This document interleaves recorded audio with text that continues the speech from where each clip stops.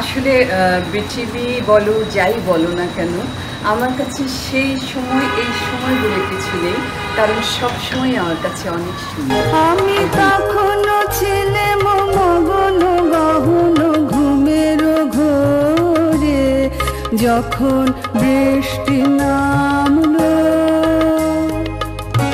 শিরিন শিলা আমাদের সবার প্রিয় মুখ, প্রিয় নাম। বিশেষ করে বাংলাদেশ টেলিভিশন ও বেতারের যারা পুরনো দর্শক শ্রোতা রয়েছেন তাদের কাছে অত্যন্ত প্রিয় নাম, প্রিয় মুখ শিরিন শিলা। ডাগর কালো চোখ, শান্ত স্নিগ্ধ মুখশ্রী। সেই ৯০ দশক থেকেই অনেকগুলো বছর তিনি সংবাদ পাঠিকা হিসেবে কাজ করেছেন। চমৎকার গানও করেন তিনি। অত্যন্ত অমায়িক এবং বিনয়ী স্বভাবের শিরিন শিলা সেই সময় বিটিভির পর্দায় রাত ৮টার সংবাদে হাজির হতেন আমাদের সামনে। দর্শকরা মন্ত্রমুগ্ধের মতো তার সেই সংবাদ পাঠ শুনতেন আর দেখতেন। বিটিভির সে পুরনো দর্শকরা এখনও স্মৃতির পাতা থেকে মনে করেন শিরিন শিলাকে। জানতে চান তিনি এখন কেমন আছেন, কোথায় আছেন। হ্যাঁ দর্শক, আজ অবশেষে পেয়ে গেলাম আমাদের প্রিয় শিরিন শিলা আপাকে। বাংলাদেশ বেতার প্রাঙ্গণে একটি কর্মশালায় যোগদান করতে এসেছিলেন তিনি। তাকে দেখা মাত্রই আমি চমকে উঠলাম। দূর থেকে আমাকে দেখেই শুভেচ্ছা বিনিময় করলেন। তারপর কাছে এসে বললেন, কেমন আছো তুমি? স্বভাব সুলভ সেই শান্ত স্নিগ্ধ রূপটি আমার কাছে এক অনন্য রূপে ধরা দিল। আমিও আর দেরি করিনি, সাথে সাথে আমার ক্যামেরা অন করে দিলাম আর বললাম, আপা আজ আপনার সাথে কিছু গল্প করব, চলুন না আমরা কিছুক্ষণ পুরনো স্মৃতিতে ফিরে যাই। আমার এমন কথা শুনে উনি হেসে দিলেন, বললেন, কি কথা শুনবে? আমি বললাম, যাই বলবেন তাই শুনবো, আর দর্শকরাও আমার সঙ্গে শুনবে আর দেখবে। যেমন কথা তেমন কাজ। হ্যাঁ দর্শক, চলুন আর দেরি না করে মূল ভিডিওতে চলে যাই। আসসালামু আলাইকুম, বুশরা চ্যানেল থেকে আমি বুশরা চলে আসছি নতুন একটা ভিডিও নিয়ে। আজকে এই মুহূর্তে আমি বাংলাদেশ বেতার প্রাঙ্গণে আছি। ভীষণ একটা খুশি মুডে আছি, কেননা আমার সাথে আজকে আপনারা যাকে দেখবেন ভীষণ খুশি হয়ে যাবেন, ঠিক আমার মতো। চলুন আমার সঙ্গে। আমি তোমার সঙ্গে বেঁধেছি আমার প্রাণ, সুরের বাঁধনে। দেখতে পাচ্ছেন এই মুহূর্তে শাড়ি পরিহিত একজন সুন্দরী নারীকে। আমি একটু কাছে যাচ্ছি, জুম করছি, তাহলে হয়তো আপনারা বুঝতে পারবেন কে এ নারী। এতক্ষণে নিশ্চয়ই তার চেহারা দেখে চিনে ফেলেছেন। আমাদের সবার প্রিয় মুখ এবং প্রিয় মানুষ, যারা সংবাদ শোনেন, সংবাদ দেখেন বিটিভি এবং বাংলাদেশ বেতারে, পরিচিত নাম শিরিন শিলা। কেমন আছেন আপা, বলেন? অনেক ভালো, অনেক ভালো। আজকে সবাই এসছে, হ্যাঁ, বাংলাদেশ বেতারে অনেকের সাথে দেখা হয়েছে, অনেক অনেক অনেক অনেক ভালো। প্রথমে একটু বলে রাখি, আপনাকে ভীষণ সুন্দর লাগছে, এত পরিপাটি, মানে সব সময় আপনাকে যেভাবে দেখে আসছি। আপা, এটার রহস্য কি? সেই মানে অনেক বছর আপনাকে যেমন দেখেছি, দিন দিন যেন আপনাকে আরও সুন্দর মনে হয়। এটার রহস্য কি বলেন তো? এটা রহস্য একটাই, হ্যাঁ, তোমার ভালোবাসা বেড়েছে আমার জন্য, আচ্ছা, আর আমার ভালোবাসা তো তোমাদের জন্য আছে, এটাই রহস্য। আর কত সাল থেকে শুরু হয়েছিল এটা, মনে পড়ে? বাংলাদেশ টেলিভিশন আমার মনে হয় 94 থেকে। 94, আছে 2024, কতগুলো বছর, অনেক বছর, অনেকগুলো বছর হয়ে গেল। হ্যাঁ, কেমন ছিল সেই সব দিনগুলো? আপনার শুরুর দিকে বিটিভির কথা বলছি। আসলে বিটিভি বলো যাই বলো না কেন, আমার কাছে সেই সময় এই সময় বলে কিছু নেই, কারণ সব সময় আমার কাছে অনেক সুন্দর। স্মৃতি হলো যে আসলে এটা এমন একটা মাধ্যম যেখানে সার্বক্ষণিক নতুন নতুন অনেক কিছু নিয়ে থাকতে হয়। তো সুতরাং আমার মনে হয় যারা নিউজের সাথে আছে তাদের সব কিছু সবসময় নতুন নতুন, তো এই জন্য জীবনটাকে কখনো পুরনো মনে হয় না, সবসময় মনে হয় নতুনের সাথে আছি, নতুনের সাথেই যেতে চাই। সে সময় কিন্তু যারা ছিলেন আপনাদের সাথে একসাথে, আজকে কিন্তু অনেকেই নেই, কোথায় হারিয়ে গেছে, আমরাও তাদেরকে দেখি না, পাই না। হ্যাঁ, তো তাদের কথা কি মনে পড়ে আপনার? তাদের সাথে দেখা সাক্ষাৎ হয়? আমার মোটামুটি সবার সাথে যোগাযোগ তো সবসময় আছে, কারণ আমি সম্পর্ককে অনেক গুরুত্ব দিই।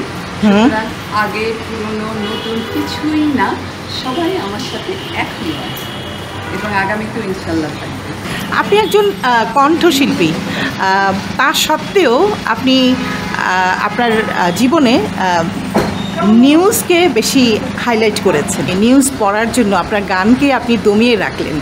তো এতগুলো বছর পর আপনার কাছে কি কখনো নিজের অজান্তে নিজেকে নিজে প্রশ্ন করেন যে এটা আমি ঠিক করিনি, আমি হয়তো গানকে আমি যদি মানে এগিয়ে রাখতাম তাহলে হয়তো আমি বিনিময়ে অনেক কিছু পেতাম? আমার কাছে মনে হয় আমি যা পেয়েছি এটুকু আসলে আমি রিজার্ভ করি না, পাওয়ার চেয়ে চাওয়ার চেয়ে অনেক অনেক বেশি পেয়েছি। সুতরাং আমার কাছে কখনোই এ ধরনের কোনো হতাশা কাজ করে না, কারণ আমার কাছে মনে হয় জীবন অনেক সুন্দর। সব কিছু নিয়ে আমি হ্যাপি। এখন যারা সংবাদ উপস্থাপন করছে তাদের মধ্যে মানে কেমন সম্ভাবনা কিংবা তাদের গ্রহণযোগ্যতা আপনার দৃষ্টিতে কেমন? অনেক অনেক সম্ভাবনাময় সবাই, কারণ সুযোগ বেশি, তারপরে তারা সাহসীও অনেক। যে সাহস হয়তো আমাদের কি জানি অতটা হয়তো ছিল না, কিন্তু ওরা অনেক সাহসী এবং আমি মনে করি যারা নতুন আসছে তাদের মধ্যে সম্ভাবনা সত্যি অনেক বেশি এবং খুব ভালো করবে এরা, এবং ভালো করবে এইভাবে যে আমাদের হয়তো কারো কারো যেটুকু মনে হতো যে না এটা হলে হয়তো অনেক ভালো হতো, তার সব কিছুই এখন আস্তে আস্তে ওদের কাছে ধরা দিচ্ছে। তো এটা আমার কাছে খুব ভালো লাগে যে এত কিছু হচ্ছে, ভালো না? আপনি তো এখন এই জেনারেশন যারা নিউজ পড়ছে তাদের সাথে একাত্ম হয়ে কাজ করছেন, তো কখনো কি মানে আনকমফোর্ট ফিল হয় যেরকম? কখনো না, কারণ এই যারা নতুন এসছে এরা এত ভালো কেন এরকমই মনে হয়, কারণ এরা সম্মান দেয়, ওরা মায়া করে, ভালোবাসে। এটা আসলে আমি মনে করি যে এটা আগেও যেরকম ছিল, আমাদেরকে যেমন আমাদের যারা সিনিয়র ছিলেন তারা আমাদেরকে ভালোবাসতেন, আমরা ওদের ভালোবাসা পাওয়ার জন্য ওদের কাছে যেতাম। এখন এই যে যারা আসছে নতুন ওরা আসছে, খুব ভালোই লাগে। আজকে বৃষ্টি পড়ছে, গুড়ি গুড়ি বৃষ্টি পড়ছে, ভীষণ একটা রোমান্টিক ওয়েদার। যদি দুটো লাইন আমাদেরকে একটু শোনান। আনন্দ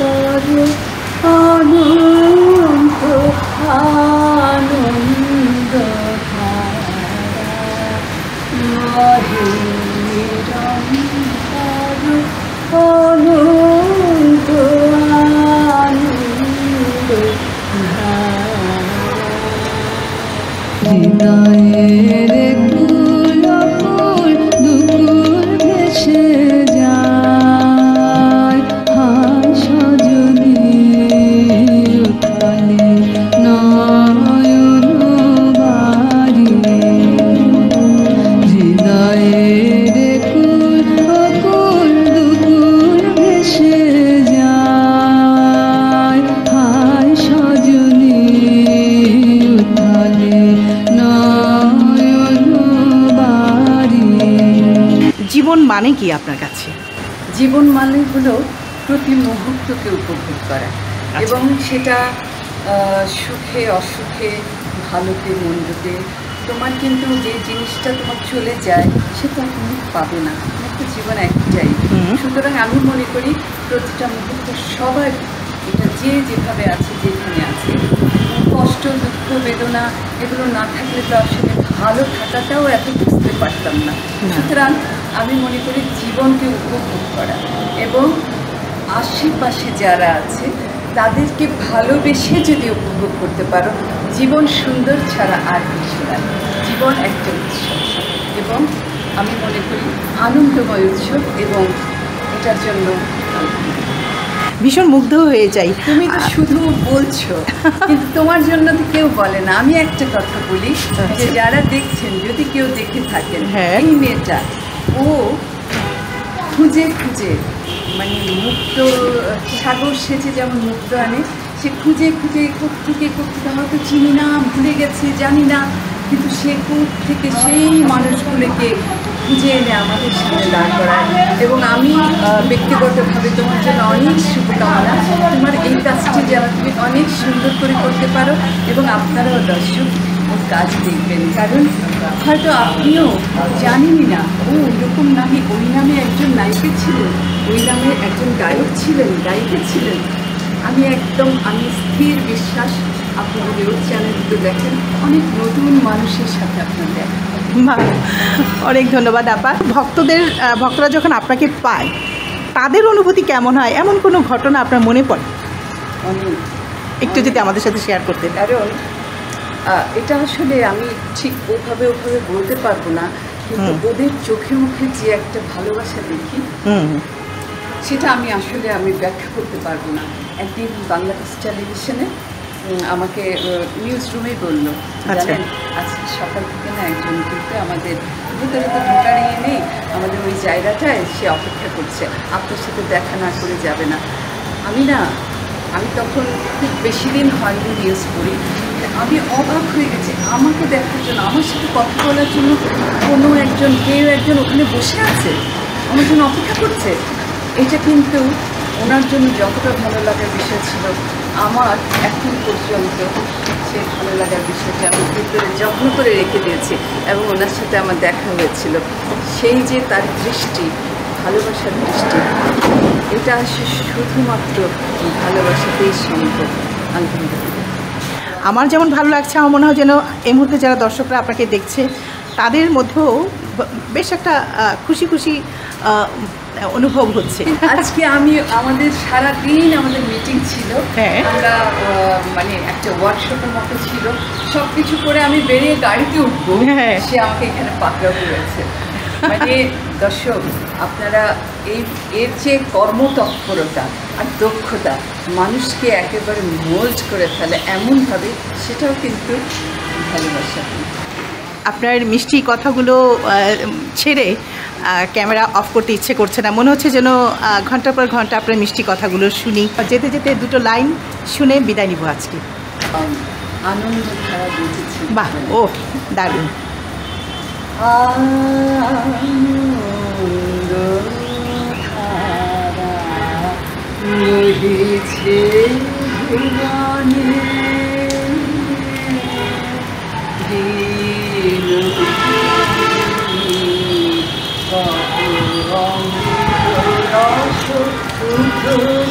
যায় অনন্ত গগনে আনন্দ ধারা বহিছে ভুবনে।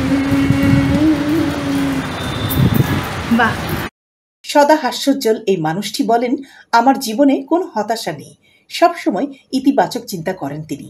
তার একমাত্র সন্তান, তাকে দেখেই তার জন্য মন প্রাণ ভরে যায়। দু চোখ ভরে তার সন্তানকে তিনি দেখেন। ফেসবুকে তার কত ছবিই না আসে যায়, কিন্তু পরিবর্তন হয় না শুধু তার প্রোফাইল পিকচার আর কভার ফটো। হ্যাঁ, তার একমাত্র সন্তান আষ্টে পৃষ্ঠে বেঁধে রয়েছে যেন পরম মায়া মমতায়। খবর পাঠ, গান আর সন্তান, এই নিয়েই যেন তার সুখী যাপিত জীবন। তখন ছেলে মগন গহন ঘুমের ঘোরে, যখন বৃষ্টি